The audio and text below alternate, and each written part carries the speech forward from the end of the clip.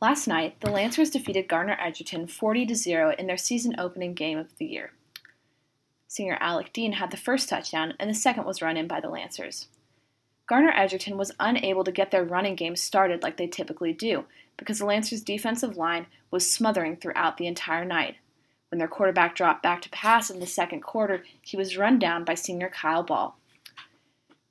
Later in the second quarter, senior Jackson Gossick was able to find a hole and squeaked his way down to the 15-yard line in an explosive run.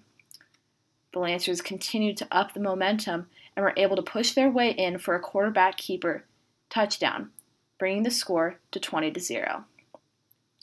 Head coach Dustin Delaney decided to keep pushing the pace, and he had his new kicker, senior Josh Zillner, kick an onside kick. The kick was recovered by the Lancers after an explosive series of tackles. The Lancers continued to push the pace using senior Gunnar England, an experienced quarterback who had many snaps in last year's run to the state championship. The East defensive line continued to smother Gardner Edgerton as they attempted to mix up pass plays and running plays. Senior Charlie White had one interception earlier in the game and almost got a second in the third quarter. Then, towards the middle of the third quarter, senior Gunnar England and senior Alec Dean began to connect on a series of passing plays, resulting in Dean's second touchdown of the night. He wrapped it up right along the end zone and then was able to run it in. The Lancers continued with their cutthroat mentality and were able to get a second onside kick successfully, giving them good positioning along the 35-yard line of Gardner Edgerton.